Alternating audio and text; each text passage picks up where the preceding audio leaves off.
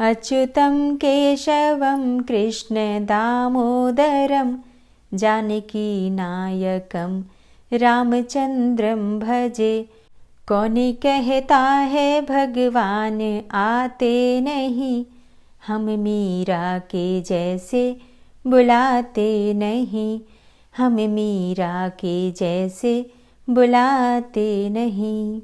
कार्तिक मास महात्म्य सुनने वाले सभी भक्तों का आज की कथा में हार्दिक स्वागत है। भगवान श्री हरि विष्णु और माँ लक्ष्मी की कृपा सदैव आप और आपके समस्त परिवार पर बनी रहे। यूं तो भगवान श्री कृष्ण के कई नाम भी हैं और कई रूप भी हैं। कान्हा जी के भक्त अलग अलग स्वरूपों में भगवान श्री कृष्ण की पूजा आराधना करते हैं, उनसे प्रेम करते हैं। कोई श्याम कहता है तो कोई मोहन कहता है, कोई गिरधर कहता है तो कोई बंसीधर कहता है, कोई कान्हा कहता है और कोई कहता है ठाकुर जी। इस प्रकार से भगवान के भक्त उन्हें अलग अलग स्वरूपों में पुकारते हैं, प्रेम करते हैं, उनकी सेवा करते हैं। इन सभी नामों में एक नाम है जो बहुत अधिक प्रसिद्ध है और वो है लड्डू गोपाल। और भगवान श्री कृष्ण का ये जो लड्डू गोपाल का स्वरूप है और ये जो नाम है, ये किसी के लिए भी अपरिचित नहीं है। कान्हा जी के भक्तों के घर में कान्हा जी इसी स्वरूप में ज्यादातर विराजमान रहते हैं। पर क्या आप जानते हैं कि भगवान कृष्ण का नाम लड्डू गोपाल कैसे पड़ा और क्यों पड़ा? चलिए आज की कथा में हम ये जानने का प्रयास करते हैं कि भगवान कृष्ण को लड्डू गोपाल कब से कहा जाने लगा और कैसे उनको ये नाम मिला। दरअसल ये कथा है ब्रजभूमि की। ब्रजभूमि में भगवान श्री कृष्ण के एक परम भक्त रहा करते थे। उनका नाम था कुंभन दास। कुंभन दास का एक पुत्र था रघुनंदन। कुंभन दास हर समय प्रभु श्री कृष्ण की भक्ति में ही लीन रहा करते थे और पूरे नियम से भगवान श्री कृष्ण की सेवा किया करते थे। वे उन्हें छोड़कर कहीं नहीं जाते थे ताकि उनकी सेवा में कोई विघ्न न हो। एक दिन वृंदावन से उनके लिए भागवत कथा करने का न्योता आया। पहले तो उन्होंने मना कर दिया, लेकिन लोगों के जोर देने पर वे कथा के लिए जाने को तैयार हो गए। उन्होंने सोचा कि भगवान की सेवा की तैयारी करके वे रोजाना कथा करके वापस लौट आएंगे, जिससे कि भगवान का सेवा नियम भी नहीं छूटेगा। उन्होंने अपने पुत्र को समझा दिया कि वे भोग तैयार कर चुके हैं, तुम्हें बस समय पर ठाकुर जी को भोग लगा देना है।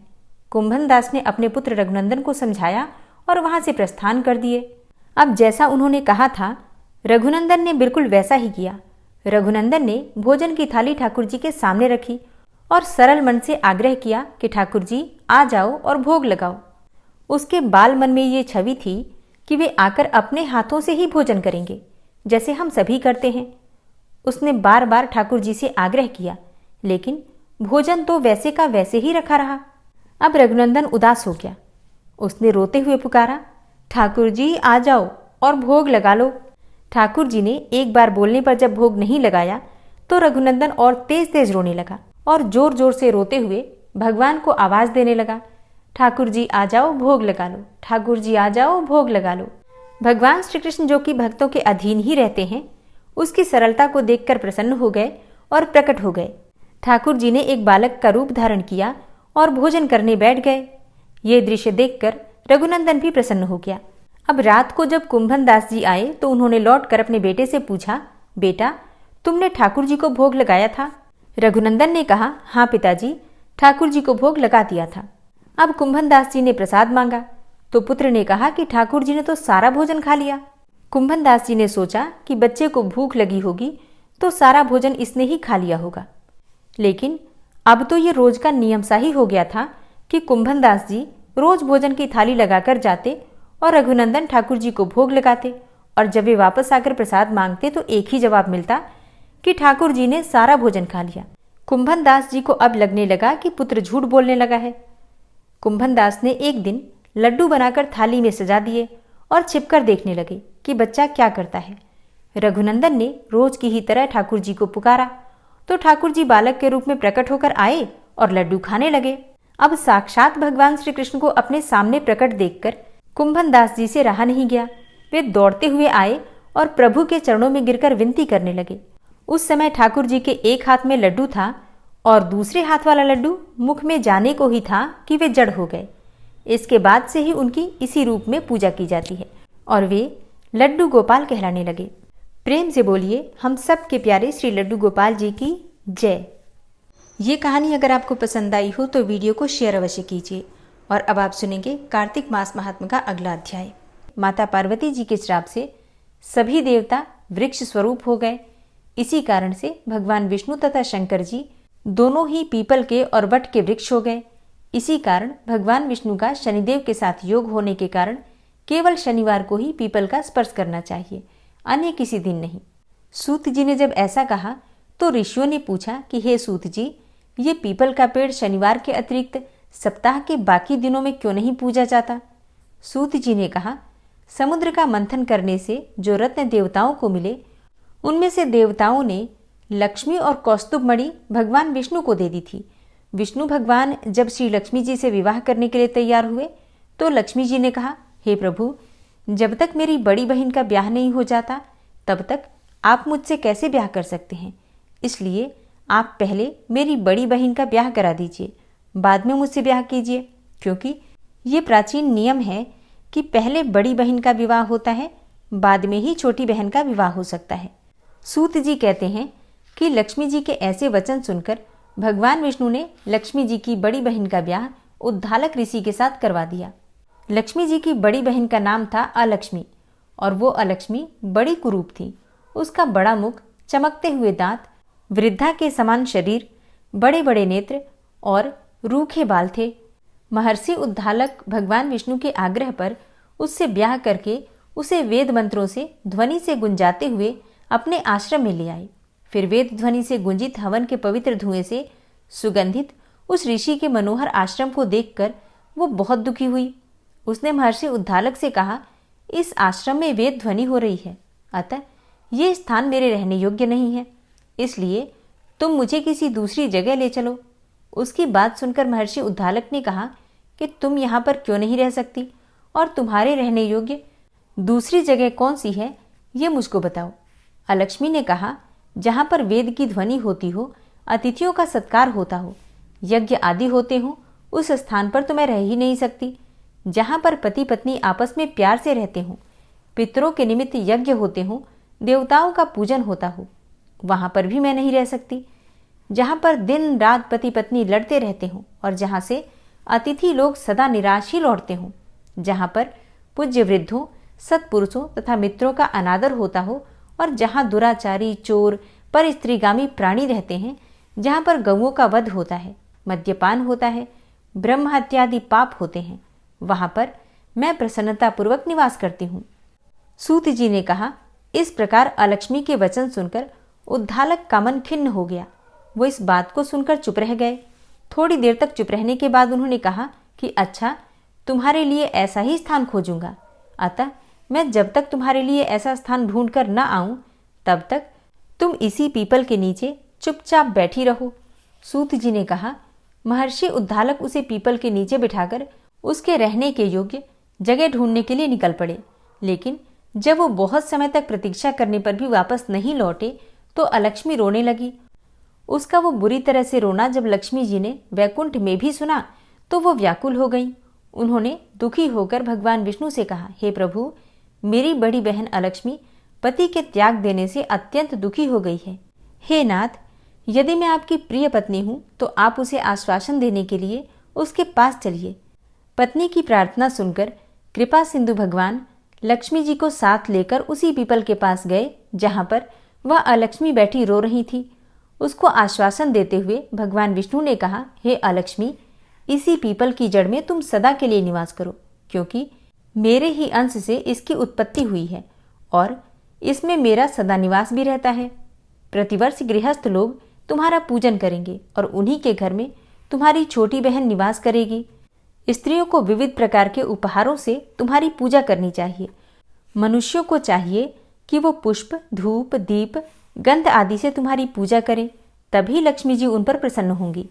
सूत जी ने कहा, हे ऋषियों, भगवान श्री कृष्ण सत्यभामा तथा पृथु और नारद का संवाद भी तुमको सुना दिया है, जिसके सुनने से ही मनुष्य के सब पाप नष्ट हो जाते हैं और उसे वैकुंठ की प्राप्ति होती है। अब तुमको जो पूछना हो पूछ सकते हो, उसे भी मैं विस्तार से कहूंगा। तब सूत जी की बात सुनकर शौनक आदि ऋषि महर्षि थोड़ी देर तक प्रसन्न चित्त होकर वहां बैठे रहे और बाद में वह श्री बद्रीनारायण के दर्शन को चल दिए। जो प्राणी इस कथा को सुनता और दूसरों को सुनाता है, वो इस संसार में समस्त प्रकार के सुखों को प्राप्त करता है। ओम क्लीं कृष्णाय नमः।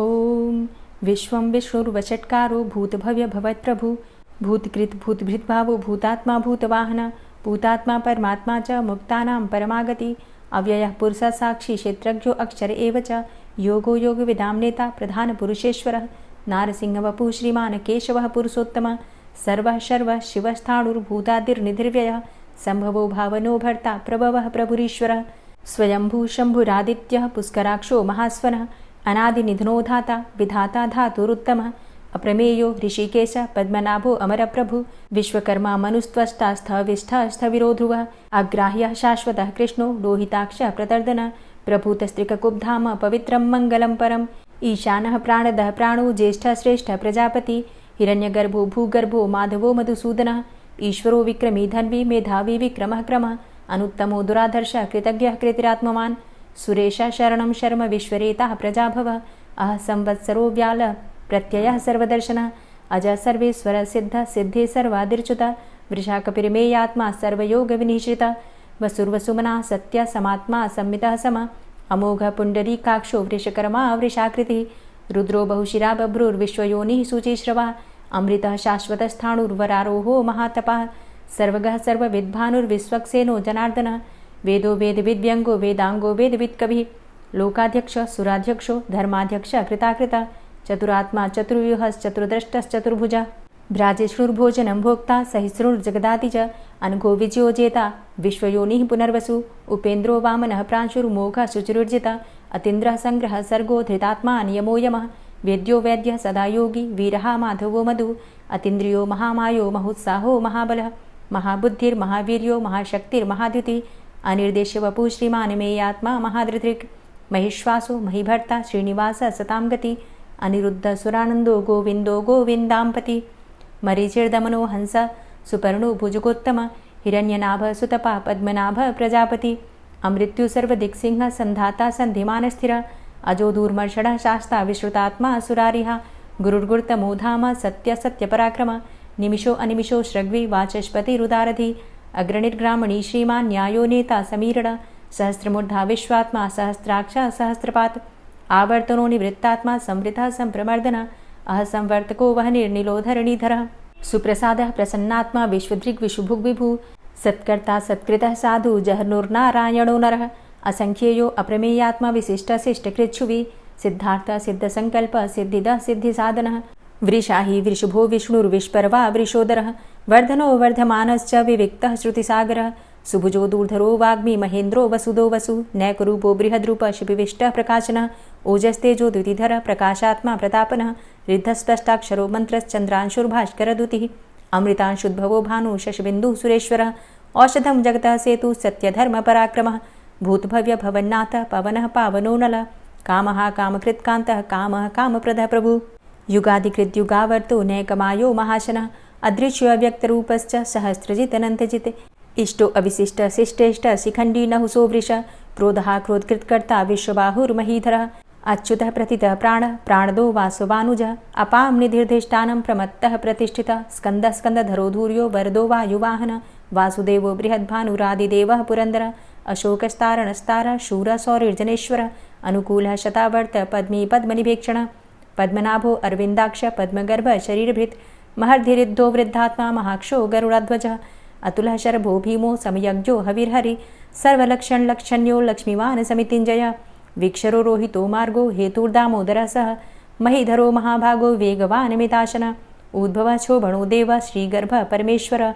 करणं कारणं कर्ता विकर्ता गहनो गुहः व्यवसायो व्यवस्थान संस्थान स्थानदो ध्रुवः परर्थी परमस्पस्तुष्टः पुष्टः सुभेक्षणः रामो विरामो विरजो मार्गो नेयो नयोनयः वीरः शक्तिमतां श्रेष्ठो धर्मो धर्मविदुत्तमः वैकुण्ठः पुरुषः प्राणः प्राणदः प्रणवः पृथु हिरण्यगर्भः शत्रुघ्नो व्याप्तो वायुरुधोक्षजः ऋतुः सुदर्शनः कालः परमेष्ठी परिग्रहः उग्रः संवत्सरो दक्षो विश्रामो विश्वदक्षिणः विस्तारः स्थावरस्थाणु प्रमाणं बीजमव्ययम् अर्थो अनर्थो महाकोशो महाभोगो महाधनः अनिर्विण्णः स्थविष्टोऽभू धर्मयुपो महामख नक्षत्रनेमिर्नक्षत्री क्षमा चामः समीहनः यज्ञ इज्यो महेज्यश्च क्रतुसत्रं सतां गतिः सर्वदर्शी विमुक्तात्मा सर्वज्ञो ज्ञानमुत्तमं सुव्रतः सुमुखः सुष्मा सुघोषः सुखदः सुहृतः मनोहरो जित्क्रोधो वीरबाहुर्विदारणः स्वापनः स्ववसो व्यापी नैकात्मानैककर्मकृत् वत्सरो वत्सलो वत्सी रत्नगर्भो धनेश्वरः धर्मगुप्त धर्मकृद्धर्मी सदसक्षरमक्षरम् अविज्ञाता सहस्रांसुर्विधाता कृतलक्षणः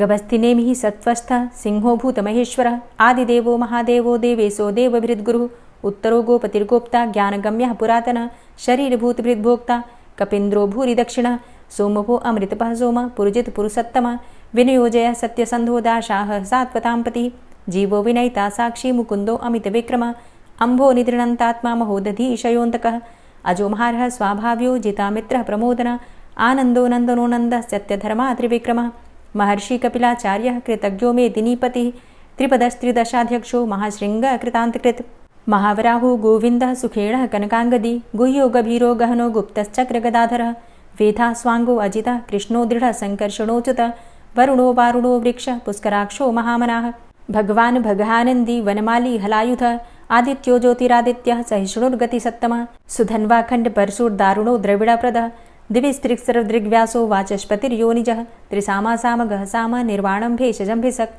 सन्न्यासकृच्छमः शान्तो निष्ठा शान्तिः परायणं शुभाङ्गः शान्तिदस्रष्टा कुमुदः कुवलेशयः गोहितो गोपतिर्गोप्ता वृषभाक्षो वृषप्रियः अनिवर्ति निवृतात्मा संक्षेप्ता चेमकृच्छिवः श्रीवत्सवक्षा श्रीवास श्रीपति श्रीमतांबर श्रीद श्रीश श्रीनिवास श्रीनिधि श्रीविभावन श्रीधर श्रीकर श्रेय श्रीमान् लोकत्रयाश्रय स्वक्ष स्वंग शतानंदो नंदिर्ज्योतिर्गणेश्वर विजितात्मा विधेयात्मा सत्कीर्तिश्छिन्न संशय उदीर्ण सर्वतक्षसुर्निश शाश्वत स्थिर भूषयो भूषणो भूतिर्विशोकः शोकनाशन अर्चिष्मानर्चितः कुंभो विशुद्धात्मा विशोधन अनिरुद्धो अप्रतिरथ प्रद्युम्नो अमित विक्रमः कालिनेमि निहावीर शौरी सूर्जनेश्वर त्रिलोकात्मा त्रिलोकेशः केशवः केशिहारी कामदेवः कामपालः कामीकान्तः कृतागमः अनिर्देशव पुर्विष्णोर्वीरो अनन्तो धनञ्जयः ब्रह्मण्यो ब्रह्मकृद्ब्रह्मा ब्रह्म ब्रह्म विवर्धन ब्रह्मविद् ब्राह्मणे ब्रह्मी ब्रह्मज्ञो ब्राह्मणप्रियः महाक्रमो महाकर्मा महातेजा महुरगः महाक्रतुर्महायज्वा महायज्ञो महाहवि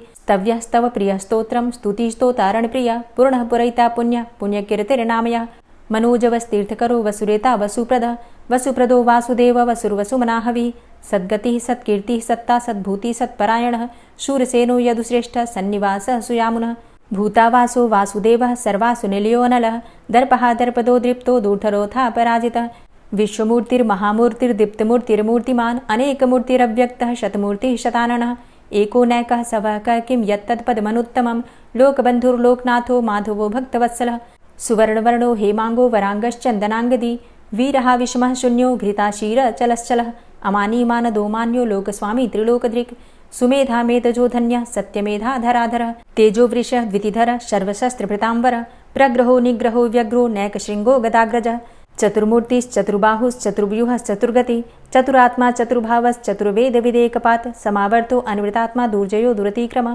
दुर्लभो दुर्गमो दुर्गो दुरावासो दुरारिहा शुभांगो लोकसारंगः सुतन्तुस्तन्तुवर्धन इन्द्रकर्मा महाकर्मा कृतकर्मा कृतागमः उद्भवः सुन्दरः सुन्दो रत्ननाभः सुलोचनः अर्को वाजसनः शृङ्गी जयन्तः सर्वविजयी सुवर्णबिन्दुरक्षोभ्य सर्वभागीश्वरेश्वरः महाह्रदो महागर्तो महाभूतो महानिधि कुमुदः कुन्दरः कुन्दः पर्जन्यः पावनो नीलः अमृताशो अमृतवपुः सर्वज्ञः सर्वतोमुखः सुलभः सुव्रतः सिद्धः शत्रुजित् शत्रुतापनः न्यग्रोधो दुम्बरो अस्वस्थश्चाणुरान्ध्रनिषूदनः सहस्रार्चिः सप्तजिह्वः सप्तैधा सप्तवाहनः अमूर्तिरणघो अचिन्त्यो भयकृद्भयनाशनः अणुर्बृहत्कृशः स्थूलो गुणभृन्निर्गुणो महान् अधृतः स्वधृतः स्वास्य प्राग्वंशो वंशवर्धनः भारभृतिकथितो योगी योगी स सर्वकामद आश्रमश्रमण क्षाम सुपर्णो वायुवाहन धनुर्धरो धनुर्वेदो दण्डोदमयितादम अपराजितः सर्वसहो नियन्ता नियमो यमः सत्त्ववान् सात्विकः सत्य सत्यधर्मपरायण अभिप्रायः प्रियार्होरः प्रियकृत्प्रीतिवर्धनः विहाय सगतिर्ज्योति सुरुचिर्हुद्भुग्विभु रविर्विलोचनः सूर्य सविता रविलोचनः अनन्तो हुद्भुग्भोक्ता सुखदो नैकजोग्रज अनिर्विण्ण सदामर्षि लोकाधिष्ठानमद्भुतः सनात सनातन्तमः कपिलः कपिरप्ययः स्वस्तिदा स्वस्तिकृत् स्वस्ति स्वस्तिभुक् स्वस्ति दक्षिणः रौद्रः कुण्डली चक्रे विक्रमयुर्जितशासनः शब्दातिगः शब्दशः शिशिरः शर्वरीकरः अक्रूरः पेशलो दक्षो दक्षिणः क्षमिणाम्बर विद्वतमो वितभय पुण्यश्रवणकीर्तन उत्तारणो दुष्कृतिः पुण्यो दुःस्वप्ननाशन वीरः रक्षणः सन्तो जीवनः पर्यवस्थितः अनन्तरूपो अनन्तसृर्जितमन्युर्भयापः चतुरश्रो गभीरात्मा विदिशो व्यादिशो दिश अनादिर्भूर्भुवो लक्ष्मीः सुवीरो रुचिराङ्गद जननो जन्मादिर्भीमो भीमपराक्रम आधारनीलयोधाता पुष्पहासः प्रजागर ऊर्ध्वगः सत्पथाचारः प्राणदः प्रणमापण प्रमाणं प्राणनीलयः प्राणभृत् प्राणजीवनः तत्त्वं तत्त्वविदेकात्मा जन्म मृत्यु जरातिग पूर्वस्वस्तरुस्तारः सविता प्रपितामह यज्ञो यज्ञपतिर्यज्वा यज्ञाङ्गो यज्ञवाहन यज्ञभृद्यज्ञकृद्यज्ञ यज्ञभुग्यज्ञसाधन यज्ञान्तिकृद्यज्ञ गुह्यमन्यमन्नादेव च आत्मयोनिः स्वयं जातो वैखानः सामगायन देवकीनन्दन स्रष्टा क्षितिसः पापनाशन शङ्खभृन्नन्दकी चक्री शारङ्गधन्वा गदाधरः रथाङ्गपाणिरक्षोभ्य सर्वप्रहरणायुध ओम नमः इति। और अब आप सुनेंगे श्री तुलसी चालीसा। श्री तुलसी महारानी करु विनय सिरनाय, जो मम हो संकट विकट दीजे मात नशाय। नमो नमो तुलसी महारानी, महिमा अमित न जाए बखानी। दियो विष्णु तुमको सन्माना, जग में छायो सुयस महाना। विष्णु प्रिया जय जयति भवानी, तिहूँ लोक की हो सुख खानी। भगवत पूजा करे जो कोई, बिना तुम्हारे सफल न होई। जिन घर तव नहीं होय निवासा, उस घर कर ही विष्णु नहीं बासा। करें सदा जो तव नित सुमिरन, तेहि के काज होय सब पूरन। कार्तिक मास महात्म तुम्हारा, ताको जानत सब संसारा। तव पूजन जो करे कुंवारी, पावे सुंदर वर सुकुमारी। करे जो पूजा नित प्रति नारी, सुख संपत्ति से होय सुखारी। वृद्धा नारी करे जो पूजन, मिले भक्ति होवे पुलकित मन। श्रद्धा से पूजे जो कोई, भवनिधि से तर जावे सोई। कथा भागवत यज्ञ करावे, तुम बिन नहीं सफलता पावे। छायो तब प्रताप जग भारी, ध्यावत तुम्हीं सकल चित धारी।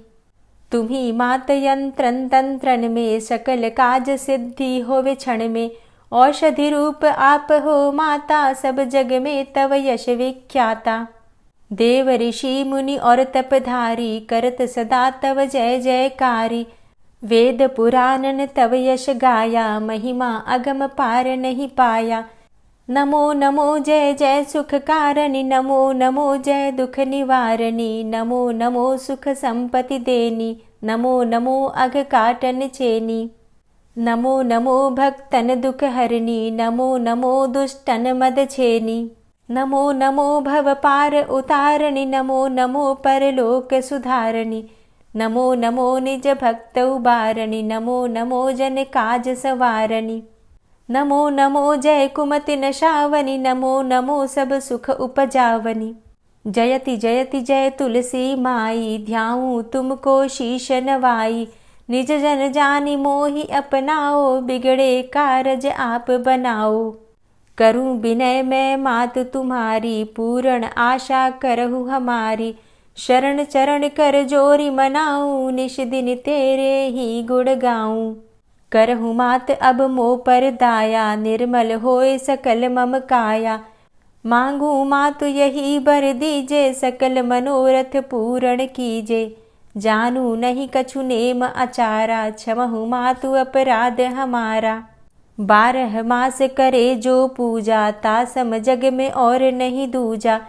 प्रथम ही गंगा जल मंगवावे, फिर सुंदर स्नान करावे। चंदन अक्षत पुष्प चढ़ावे, धूप दीप नैवेद्य लगावे। करे आचमन गंगा जल से, ध्यान करे हृदय निर्मल से। पाठ करे फिर चालीसा की, स्तुति करे मात तुलसा की। यह विधि पूजा करे हमेशा, ताके तन नहीं रहे कलेशा। करे मास कार्तिक का साधन, सोवे नित पवित्र हुई जाहि। है यह कथा महासुखदाई, पढ़े सुने सो भव तर जाई। यह श्री तुलसी चालीसा, पाठ करे जो कोय। गोविंद सो फल पावही, जो मन इच्छा होय। तुलसी चालीसा संपूर्ण। और अब आप सुनेंगे तुलसी महारानी की आरती। तुलसी महारानी नमो नमो, हरि की पटरानी नमो नमो। तुलसी महारानी नमो नमो, हरि की पटरानी नमो नमो। धन्य तुलसी पूर्ण तप कीनो, धन्य तुलसी पूरण तप कीनो, शालिग्राम की बनी पटरानी। नमो नमो तुलसी महारानी, नमो नमो हरि की पटरानी। नमो नमो जाके पत्र मंजरी कोमल, जाके पत्र मंजरी कोमल, श्रीपति कमल चरण लपटानी। नमो नमो हरि की पटरानी। नमो नमो तुलसी महारानी। नमो नमो धूप दीप नैवेद्य आरती, धूप दीप नैवेद्य आरती, पुष्पन की वर्षा बरसानी। नमो नमो हरि की पटरानी। नमो नमो तुलसा महारानी। नमो नमो 56 भोग 36 व्यंजन, 56 भोग 36 व्यंजन, बिन तुलसा हरि एक न मानी। नमो नमो तुलसी महारानी। नमो नमो हरि की पटरानी। नमो नमो सभी सखी मैया तेरो यश गावे, सभी सखी मैया तेरो यश गावे, भक्ति दान दीजे महारानी। नमो नमो तुलसा महारानी। नमो नमो हरि की पटरानी। नमो नमो नमो नमो तुलसा महारानी, नमो नमो तुलसी महारानी। तुलसी महारानी नमो नमो हरि की पटरानी। नमो नमो तुलसी महारानी। नमो नमो हरि की पटरानी। नमो नमो। प्रेम से बोलिए तुलसी मैया की जय। तो दोस्तों उम्मीद करती हूँ आज की वीडियो आपको ज़रूर पसंद आई होगी। अगर वीडियो पसंद आई हो तो वीडियो को लाइक ज़रूर कीजिए, अगर संभव हो तो वीडियो को शेयर भी कीजिए। और चैनल पर पहली बार आए हैं, अगर अभी तक आपने चैनल को सब्सक्राइब नहीं किया है तो आज की वीडियो अगर आपको अच्छी लगे तो चैनल को सब्सक्राइब करके बेल आइकन को ज़रूर प्रेस कर लीजिए। इससे ये होगा कि इस चैनल पर जो भी नई वीडियो अपलोड होंगी उनकी नोटिफिकेशन आपको सही समय पर प्राप्त होगी। मिलती हूँ मैं आपसे अगली वीडियो में, तब तक के लिए जय श्री राधे।